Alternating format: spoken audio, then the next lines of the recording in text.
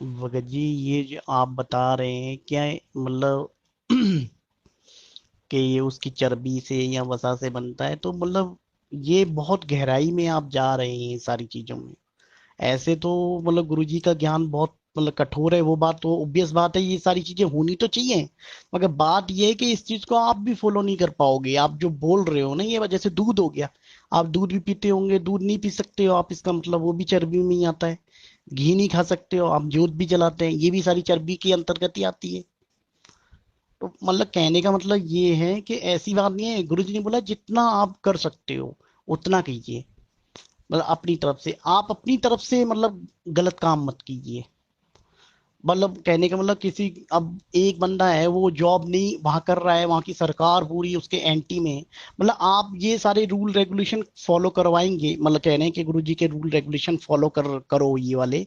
तो ये भी तो वही बात होगी जैसे मतलब करो, मतलब वहां पे ये जो मैनेजमेंट ने ये गुरुजी के खिलाफ में जो ये सारी चीजें करवाई हैं, तो ये सारे रूल रेगुलेशन सरकार के खिलाफ करके ये फिर वही कंडीशन बनती जाएगी। मतलब कहने का मतलब ये है कि जितना अपन से हो जाए फॉलो उतना कीजिए। एकदम जॉब भी कोई नहीं छोड़ सकता है, जैसे सऊदी के भगत वो बोल रहा था कि भाई हमारी सरकार ही बोल रही है कि हमको नहीं, तो बेचारा क्या कर सकता है। उसको करना पड़ेगा, उसको जीवन यापन करना है, यहाँ रहना है संसार में। तो इस संसार में मतलब काम करते करते भी मगर आपका चित्त हमेशा गुरुदेव की तरफ रहना चाहिए, उसके ज्ञान की तरफ रहना चाहिए, ये बात स्वीकृत कर सकते हैं हम। तो कई बार किसी की मजबूरियां होती हैं, नहीं कर पाता है वो। तो ये है मतलब जरूरी नहीं है कि भाई, जैसे वोट है, अब वोटिंग बंदा, बहुत सारे बंदे देते भी हैं, दे भी रहे हैं वोटिंग। वोटिंग बहुतों ने किया भी है, हमने भी किया है। मतलब इसका मतलब ये तो नहीं है कि अपन बिल्कुल ही ज्ञान के विरुद्ध है, नहीं, ज्ञान के विरुद्ध नहीं है। हमने गुरु जी की मान रखा है, तो अपने जितनी फॉलो हो रहा है उतना, क्योंकि गुरु जी बता रहे हैं इस लोक में इतने रूल रेगुलेशन है कि हम फॉलो कर ही नहीं सकते हैं। मतलब तो इस तरीके से मेरे हिसाब से तो अगर देखो, मतलब वैक्सीन का मुद्दा इसके अंतर्गत नहीं आता है, मुझे ऐसा लगता है।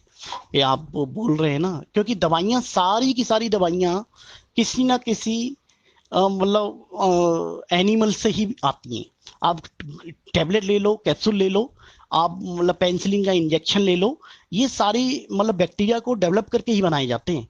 उनको उनको डेवलप करवा के, उनको पीस के, फिर उसके बाद वो इंजेक्शन के रूप में आ जाते हैं, टेबलेट के रूप में आ जाते हैं। आपको लीवर लिव 52 होती है वो, मतलब वो से बनती है, सब बनती है, यूज भी कर रहे हैं लोग, देते हैं और करते हैं। मतलब इंसान यहाँ पृथ्वी पे, तो आप चलते भी हो तो भी आप कीटाणु मरेंगे, मतलब मरेंगे। तो सतराम दिया तो है गुरु जी ने, अपनी तरफ से फॉलो कर रहे हैं ना। अपन खुद अपने हाथों से मत करो ये सारी चीजें। मगर ये तो ऑब्वियसली मतलब मतलब लगानी पड़े तो लगवा भी सकते हैं, इसमें मुझे नहीं लगता है ये सारी चीजें आप जो बोल रहे हो तो मतलब सही है थोड़ा सा। मुझे ऐसा लगा, बाकी आपका ज्ञान बिल्कुल सही है, जो आप बात बता रही है बिल्कुल सही है रिलेटेड, मुझे ऐसा लगता है ये सारी चीजें। बंदी छोड़ सतगुरु रामपाल जी महाराज जी की जय हो। सतसाई भगत जी। देखिए भगत जी, ये आध्यात्मिक मार्ग है। और आध्यात्मिक मार्ग में जिस व्यक्ति को ज्ञान जितना समझ में आता है और जिस तरीके से वो ज्ञान को समझ पाया है, उसी हिसाब से वो आध्यात्मिक मार्ग पे चलने की कोशिश करता है। तो गलती इसमें आपकी भी नहीं है, क्योंकि जितना आप जिन्हें गुरुदेव के सत्संगों को समझा है, उसी हिसाब से आपने अपनी प्रतिक्रिया व्यक्त की है। रही बात मेरी, तो मेरे संस्कार भगत जी आपसे अलग हैं, मेरा प्रारब्ध आपसे डिफरेंट है। मैंने जितना परमेश्वर के ज्ञान को समझा है, उस हिसाब से मैं अपनी प्रतिक्रिया देता हूं। और मैं अपनी किसी भी प्रतिक्रिया के लिए किसी भी भगत भाई बहन को बाध्य नहीं करता हूं कि मैं जो बातें बोल रहा हूं गुरु जी के ज्ञान आधार से, ये आपने माननी ही पड़ेंगी। ऐसी कोई बाध्यता मेरे किसी भी वीडियो में आपको सुनने को नहीं मिलेगी। शॉर्ट में आपकी कुछ बातों का आंसर मैं देना चाहूंगा भगत जी। दास ने जो कोरोना के ऊपर वैक्सीन को लेके जो वीडियो बनाया, आपने उससे उसके ऊपर अपनी थोड़ी सी आपत्ति जाहिर की है कि भाई इस तरीके से तो हम यहाँ पे नहीं बच सकते हैं, यहाँ तो हर चीज़ में मिलावट है। और आपने कहा कि मुझे नहीं लगता कि आपने जो कोरोना वैक्सीन को लेके वीडियो बनाया है ये जायज़ होगा। और आप सहमत हैं कि कोरोना वैक्सीन लगवाने से कोई दिक्कत नहीं है। थोड़ा सा भगत जी परमेश्वर की दी हुई बुद्धि से अगर उनके तत्व ज्ञान को आधार बनाएंगे तो काफ़ी चीज़ें आपको समझ में आएंगी। सबसे पहली बात तो ये है कि इस भक्ति मार्ग में भगत जी कोई हेल्पिंग वर्ब नहीं है।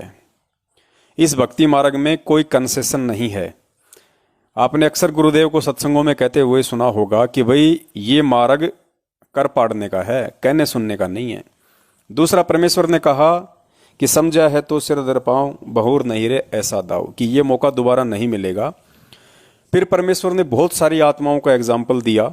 अगर हम ध्यान से उन सत्संगों में, उन कहानियों के ऊपर, उन कथाओं के ऊपर अगर थोड़ा सा अपना विवेक लगाएं और परमेश्वर के ज्ञान को आधार बना के अगर उनका निष्कर्ष निकालने की कोशिश करें, तो भगत जी आप जो बात कह रहे हैं ना कि इतनी मर्यादा हम नहीं निभा पाएंगे, ये सवाल आप फिर कभी जिंदगी में नहीं करोगे। परमेश्वर के भक्ति मार्ग में, परमेश्वर के नियमों में कोई कंसेशन नहीं होता है भगत जी। जितना कंसेशन परमेश्वर ने देना था पहले के समय में बहुत दे दिया। 1994 से 2005 तक परमेश्वर ने कंसेशन ही दिया था। उस समय लोगों को अपनी भक्ति से या नाम की कमाई से लाभ नहीं हुआ था। 1994 से 2005 तक की जो आत्माएं हैं उनको परमात्मा ने अपने कोटे से लाभ दिया था, क्योंकि वो आत्माएं ज्ञान को नहीं समझ पाई थी। इसलिए परमात्मा ने उनको भक्ति मार्ग पे लगाए रखने के लिए थोड़ा उनको लाभ दिया, थोड़ी चमत्कार दिखाई। आगे चल के परमेश्वर ने सोचा कि भाई ये ज्ञान को आधार बना लेंगे, धीरे धीरे सत्संग सुनते रहने से फिर इनको समझ में आएगा कि भक्ति क्या है और भगवान क्या है। तो भगत जी यहाँ आपके विचार अलग हैं और ज्ञान आधार से ये बातें कुछ और इंडिकेट करती हैं। आपने एक परमेश्वर की वाणी सुनी होगी कि लागी का मार्ग और है, कोई देखो सत्संग करके। लागी का मार्ग और है, कोई देखो सत्संग करके। और जिन जिन आत्माओं का परमेश्वर ने उसमें जिक्र किया, उन आत्माओं ने भगत जी बिल्कुल एडी से चोटी तक का जोर लगा दिया, एक तरफ होके चली वो जगत से। और फिर आप कहते हैं कि हम बच नहीं पाएंगे हम इस तरीके से। भगत जी बच क्यों नहीं पाएंगे? बच क्यों नहीं पाएंगे? क्या एक भगत को मेडिसिन लेना जरूरी है? क्या एक विश्वासी भगत को दवा खाना जरूरी है? फिर परमात्मा किस लिए है? आप भक्ति किस लिए कर रहे हो? एक भगत को मेडिसिन खाने की तब तक आवश्यकता है, एक भगत को डॉक्टर के ऊपर आश्रित रहने की तब तक आवश्यकता है, एक भगत को वैक्सीन या टैबलेट के ऊपर आश्रित रहने की तब तक ही आवश्यकता है, जब तक कि वो भगत विश्वासी नहीं बन जाता है, जब तक कि उसको अपने गुरु में परमेश्वर नजर नहीं आता है, जब तक कि उसको अपने गुरु में कबीर जी नजर नहीं आते हैं, तब तक उस भगत को मेडिसिन की भी जरूरत है, उसको डॉक्टर की भी जरूरत है, उसको हर चीज की जरूरत है। बिना विश्वास के अगर वो जानबूझ के इन चीजों का परित्याग भी करना चाहेगा किसी के सुनने से, तो भी उसको नुकसान ही होगा, क्योंकि वो अपनी अंतरात्मा से विश्वास नहीं कर पा रहा। और किसी के दूसरे के कहने से यदि वो उन चीजों का परित्याग करेगा तो वो सफल नहीं हो पाएगा, क्योंकि उसके लिए आपको अंदर से तैयार होना बहुत ज्यादा जरूरी है। गुरुजी ने हमें मंसूर का किस्सा बताया। मंसूर और सिमली दो भाई बहन थे। मंसूर से पहले सिमली परमात्मा के मार्ग पे लगी थी, समस्त वेद ऋषि के संपर्क में आके, और सिमली ने ही मंसूर को परमात्मा के मार्ग पे लगाया था। उससे पहले मंसूर भक्ति के बिल्कुल खिलाफ था। वो लोगों के कहने से अपनी बहन की भी जासूसी किया करता था कि उस आश्रम में कहीं उस गुरु के साथ में ये कोई गलत काम ना करती हो। आप इस चीज को ध्यान से सुनना कि भक्ति पे पहले कौन लगा और विश्वास फिर किसको हुआ। जो पहले लगा उसको हुआ या जो बाद में लगा था उसको हुआ। उसके बाद में फिर मंसूर भक्ति मार्ग पे लगा, और जब मंसूर के साथ में जो घटना घटी, उसने परमेश्वर के मार्ग को एक तरफ होके लिया। जो नाम उसको परमात्मा ने दिया था उस नाम पे उसने विश्वास किया, अड़ गया। वो राजा के साथ अड़ गया, समाज के साथ अड़ गया, धर्म गुरुओं के साथ अड़ गया। बहुत समझाने की कोशिश की लोगों ने, और जिस प्रकार की सलाह आज आप दे रहे हैं ऐसी सलाह उस समय मंसूर को देने वाले भी बहुत थे। खुद सिमली ने उसको सलाह दी कि भाई रे अपने को भक्ति करनी है, इनकी भी बात मान ले, क्या जाता है, अपन ऐसा नियम थोड़ी निभा पाएंगे कि जो गुरुजी ने कह दिया वही फाइनल है। थोड़ा इनकी भी मान ले, अपन भक्ति भी करते रहेंगे, इनकी भी बात मानते रहेंगे। लेकिन मंसूर को ज्ञान समझ में आ गया था, मंसूर को भक्ति समझ में आ गई थी। तो मंसूर ने किसी की नहीं मानी, परमेश्वर पे विश्वास किया और एक तरफ हो गया। अंत में क्या हाल हुआ, उसके शरीर का अंग अंग काट दिया। उसके शरीर छोड़ने के बाद खुद वो कबीर परमात्मा हजारों मंसूर का रूप बना के उस शहर में प्रकट हो गया, गली गली में, मोहल्ले मोहल्ले में, ये बताने के लिए कि मेरा भगत मरा नहीं है। भगत कभी मरता नहीं है। मेरा भगत गुरु के वचन के ऊपर शहीद हुआ है, उसने कुर्बानी दी है अपने गुरु के वचन पे चलते हुए, और वो मोक्ष पा गया।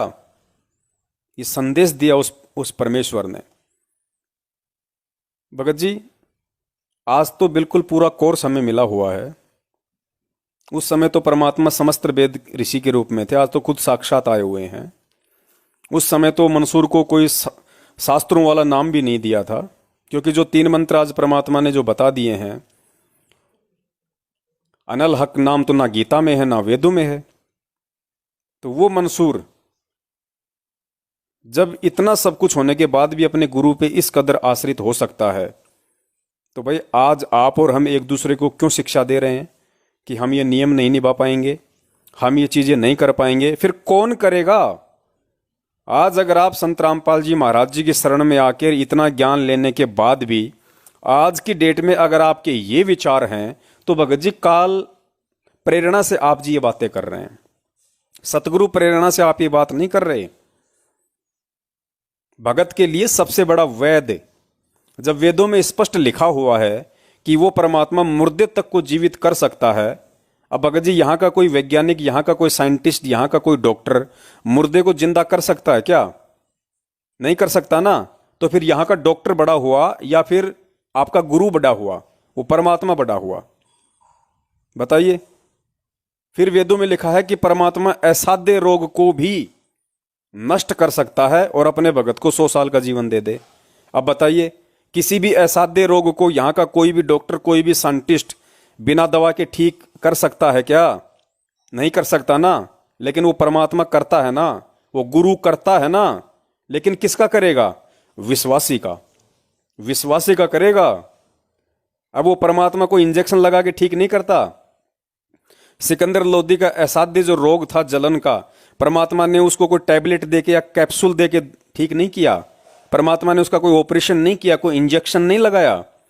उसको परमेश्वर ने आशीर्वाद से, जो उसकी पावर है, जो उसकी समर्थता है, तो वही तो आज भगवान है इस जमीन पे, वही तो परमात्मा है आप और हमारे गुरु रूप में।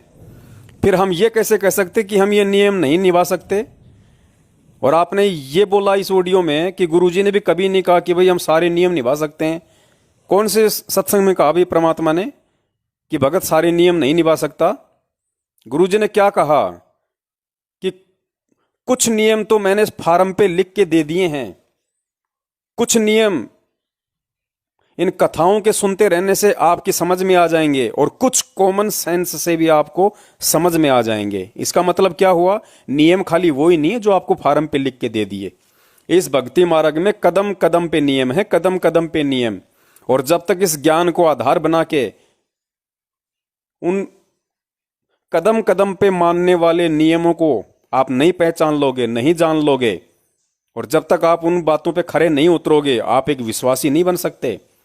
और जब तक आप विश्वासी नहीं बनोगे, तब तक ही आपके अंदर ये विचार आएंगे कि हम ये नियम नहीं निभा सकते। ये वैक्सीन का टीका ऐसी कोई बात नहीं है, हमें लगवा लेना चाहिए। हम कहाँ बचेंगे? परमात्मा बचाएगा जब विश्वास हो जाएगा। जब ये विश्वास हो जाएगा कि धरती पे परमात्मा है और संत रामपाल जी महाराज है। जुबान से कहना एक अलग बात होती है और हृदय से मानना भगत जी एक अलग विषय है।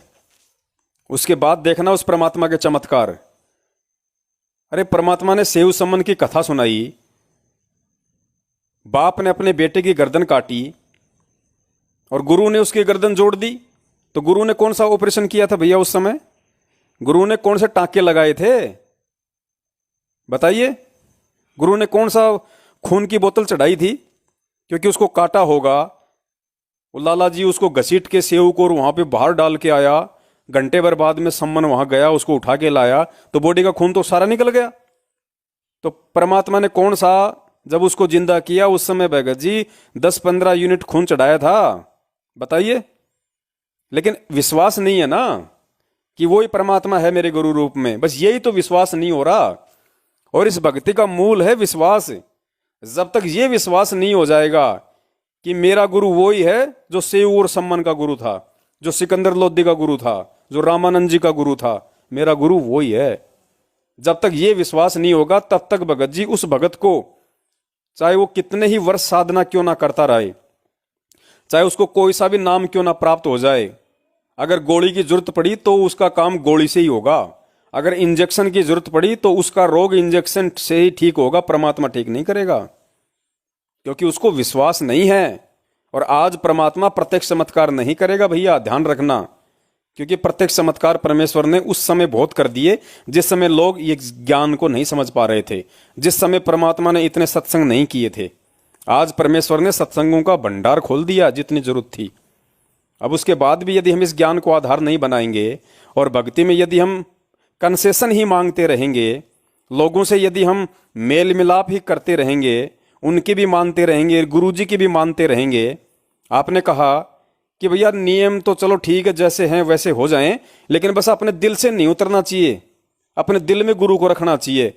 अच्छा, मतलब डॉक्टर तो बहुत अच्छा है, आप डॉक्टर को तो ये मानो कि डॉक्टर बहुत अच्छा, डॉक्टर बहुत अच्छा, और डॉक्टर ने जो परहेज बता रखे हैं, जो गोली दवाई दे रखी है, उनको खाओ मत और खाली डॉक्टर की महिमा करते रहो कि भाई डॉक्टर बहुत अच्छा, डॉक्टर बहुत अच्छा।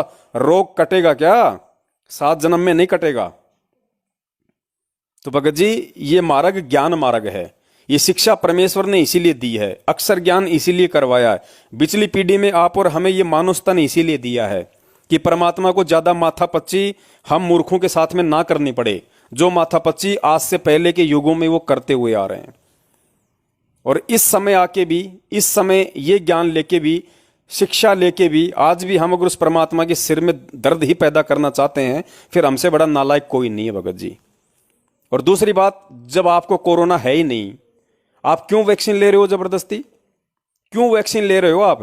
फिर आप में और उन पत्थर पुजारियों में क्या अंतर है भैया, जो रात दिन मंदिरों में घंटियां पीटते रहते हैं, अपने घरों में सुबह शाम आरतियां करते रहते हैं ब्रह्मा विष्णु महेश की, और हॉस्पिटलों में लाइन लगाते हैं वैक्सीन लगवाने के लिए। कहां विश्वास है फिर? अरे फिर वो देवी देवताओं को छोड़ के अगर आप इस 200 रुपए की वैक्सीन पे विश्वास कर रहे हो, तो फिर क्यों भक्ति किया आपने? क्यों अपना समय बर्बाद किया? और दूसरी बात, अगर इतनी भक्ति करने के बाद भी अगर ये वैक्सीन ही अगर आपका रोग काटेगी, वैक्सीन ही यदि आपको कोरोना से बचाएगी, वैक्सीन ही यदि आपकी मृत्यु होने से आपको बचाएगी, तो फिर इन 3 युगों से 4 युगों से जो देवी देवताओं की भक्ति आप करते आ रहे हो, तो क्या उन देवी देवताओं को खेत में हल जोतने के लिए भक्ति कर रहे थे? उनको क्यों 56 भोग लगा लगा के पूज रहे हो? फिर इसी प्रकार फिर आप क्यों ये गुरु की भक्ति कर रहे हो? क्यों आप 3 टाइम की आरती कर रहे हो? क्यों आप ये मंत्रों का जाप कर रहे हो? क्यों दान धर्म कर रहे हो? क्यों 5 यज्ञ कर रहे हो? अगर वैक्सीन के भरोसे ही अगर आपको जिंदा रहना है, तो अगर उस 200 रुपए की वैक्सीन पे ही अगर आपको विश्वास करना है, तो भक्ति क्यों कर रहे हो? अगर आज आपके ये विचार हैं इस वैक्सीन को लेके, इस भक्ति मार्ग में आने के बाद, तो भगत जी यकीन मान लेना, आज से पहले आपने जितनी भी भक्ति की है ना, उसका आपको कोई प्रतिफल नहीं है, क्योंकि आपको विश्वास है ही नहीं और आप भक्ति कर रहे हो, उस भक्ति का प्रतिफल नहीं मिलता, मतलब मोक्ष में नहीं मिलेगा। बाकी तो आपको ब्रह्मा विष्णु महेश परमात्मा 3-4 साल की भक्ति में बना देगा, कोई दिक्कत नहीं है, लेकिन मोक्ष में आपका भी 1% भी आपकी भक्ति का कोई भी योगदान काउंट नहीं है, क्योंकि विश्वास नहीं है आपको, और बिना विश्वास के ये भक्ति एक कदम भी आगे नहीं चलती है। भले ही कोई अपने आप को भगत कहलाए, तो भाई यहां तो खरा उतरना पड़ेगा भगत जी, खरा। परमात्मा तभी प्रसन्न होगा अपने भगत से, जब भगत बिल्कुल खरा टकाटक सोने की तरह रहेगा, 24 कैरेट। उस आत्मा को परमात्मा पसंद करता है। आप सांसारिक जीवन का एग्जाम्पल ले लीजिए। आप एक पिता के पुत्र हैं, आपका पिता आपके ऊपर इतना पैसा बर्बाद कर रहा है, आपको पढ़ाई करवा रहा है एक डॉक्टर बनाने के लिए, और आप उस समय उस डॉक्टरी पे पूरा ध्यान केंद्रित ना करके आप यार दोस्तों के साथ में खाते भी हैं, पीते भी हैं, पार्टीबाजियां भी करते हैं, आप शराब भी पीने लग जाते हो, आप उल्टे काम भी करने लग जाते हो, और उस बाप को जब इन चीजों का मालूम पड़ेगा तो वो आपसे कितना प्रसन्न होगा। लोग तो आपको यही सलाह देंगे, अरे कोई बात नहीं यार, बाप ने कब कहा कि बेटा पूरा ध्यान तू एमबीबीएस पे लगा दे? बाप ने कब कहा? लेकिन उस बाप से जाके पूछो, वो एमबीबीएस के अलावा आपको दूसरी बात नहीं बोलेगा, दूसरी बात नहीं बोलेगा वो। गुरुजी ने सत्संगों में हमें यही तो समझाया बार बार कि अभी केवल भक्ति पे तुम 20% हो, 80% अभी तुम सांसारिक चीजों में लगे हुए हो, सांसारिक सांसारिक कर्मों में। और जिस दिन तुम इसके विपरीत हो जाओगे, 20% केवल अपनी रोजी रोटी के लिए और 80% जब तुम परमात्मा पे लग जाओगे, परमात्मा पे विश्वास कर लोगे, तब सोचना कि हां अब परमात्मा तुम्हारे साथ में है। परमेश्वर की वाणी है कि नर संसारी लगन में दुख सह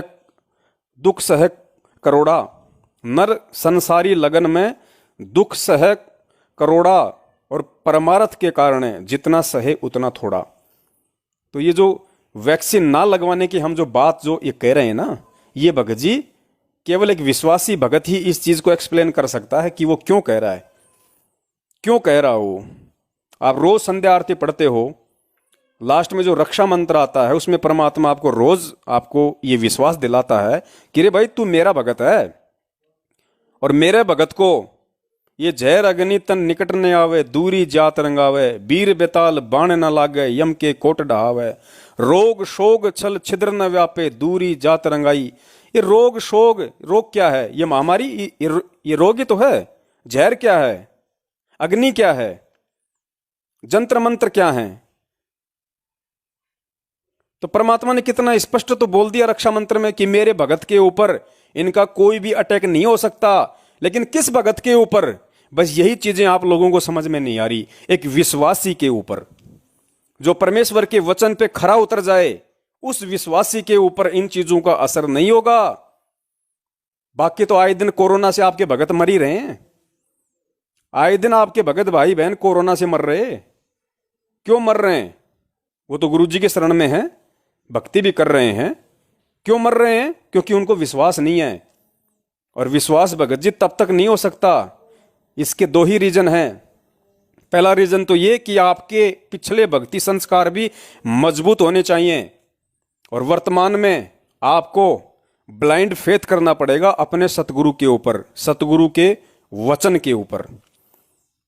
और आपके जो विचार हैं वर्तमान में, जिस तरीके से ये 50-50, इनको दोगले वचन कहते हैं, इनको दोगले वचन कहते हैं। जिस प्रकार गीता का ज्ञान देते समय अर्जुन को श्री कृष्ण रूप में काल कह रहा था ना, और फिर अर्जुन ने उसको कहा था कि महाराज थोड़ा सा साफ साफ बताने की कोशिश करो, आपके ये दोगले से वचन मेरी समझ में नहीं आ रहे, दो तरफा वचन मेरी समझ में नहीं आ रहे। तो भगत जी ये जरूरी नहीं है कि आपको जितना ये भक्ति मार्ग समझ में आया है केवल यही भक्ति मार्ग होता है। ये तो डिपेंड करता है कि आपकी पिछले जन्म की भक्ति यात्रा कितनी है, कितने आपके संस्कार मजबूत हैं, कितना आपका प्रारब्ध मजबूत है। उसी आधार से आज वर्तमान में ये मार्ग परमात्मा सुनिश्चित करता है। इसका गुरुजी ने एग्जाम्पल दिया कि एक बच्चा होता है और वो रात को अपना होमवर्क करता है, और रात को मान लो वो 2 पेज का होमवर्क उसने कर लिया, या कोई व्यक्ति है मान लीजिए वो कोई लेटर लिख रहा है, और वो लेटर उसने लिखा, उसको 5 पेज का लेटर लिखना है, और उसने 2 पेज का लेटर उसने लिख दिया, और उसके बाद सोचा यार नींद आ रही है, सोऊं, वो सो गया। अगले दिन जब वो लेटर लिखना शुरू करेगा तो वो कहां से शुरू करेगा? शुरू से करेगा या जहां से उसने लिखना छोड़ा था वहां से शुरू करेगा? जाहिर सी बात है जहां से लिखना शुरू किया था वहीं से करेगा ना। इसी प्रकार भगत जी पिछले जन्म की आपकी भक्ति यात्रा कितनी है, पिछले जन्म में आपने कहां तक की भक्ति की है, अगले जन्म में उसके आगे से परमात्मा भक्ति करवाता है। तो भगत जी आप ये नहीं कह सकते कि भाई गुरुजी ने ये नहीं बताया या हम इन चीजों को निभा नहीं पाएंगे। क्यों भाई, क्यों नहीं निभा पाएंगे?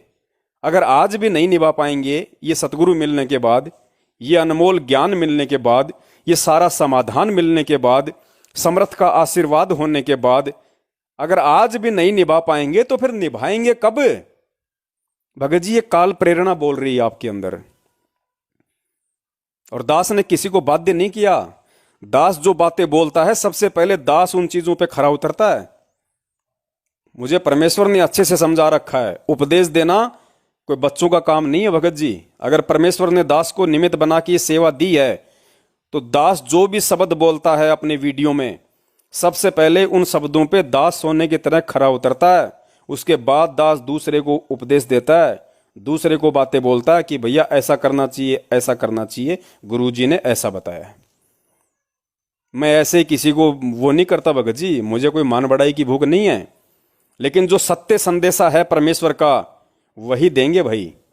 दोगले से वचन संगत को नहीं बताएंगे, दोगले कर्म करने के लिए किसी को प्रेरित नहीं करेंगे। परमेश्वर का मार्ग केवल एक तरफा होकर चलने का है। परमेश्वर का मार्ग पक्ष और विपक्ष से दूर निष्पक्ष होकर चलने का है। तो दास केवल वही बातें बताएगा जो बातें परमेश्वर ने बताई हैं, और कुछ बातें परमेश्वर ने स्पष्ट अपने सत्संग में कहा है, दास आपको भेज देगा।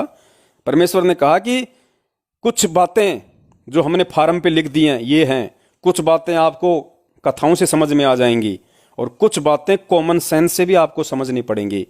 तो हमने फाउल नहीं होना। फाउल पॉइंट अब धीरे धीरे आपके समझ में आ जाएंगे, कुछ कथाओं के माध्यम से और कुछ इस फार्म के ऊपर जो लिखे होते हैं इसमें भी हमने कुछ लिखे हैं। कुछ आप वैसे कॉमन सेंस से भी समझ जाओगे कि ऐसे ऐसे होता है। तो समझ लीजिए, दास जो संदेश दे रहा है ये उन लिखित वचनों के अलावा जो परमेश्वर के सत्संग हैं, दास उनके आशीर्वाद से उनका निष्कर्ष निकालता है, और उसके बाद फिर परमात्मा जो प्रेरणा करते हैं उस कॉमन सेंस से भी दास को समझ में आता है कि हाँ, परमेश्वर वर्तमान में क्या चाह रहे हैं, परमेश्वर एक भगत से क्या चाहता है, जिस प्रकार एक बाप अपने बेटे से क्या चाहता है।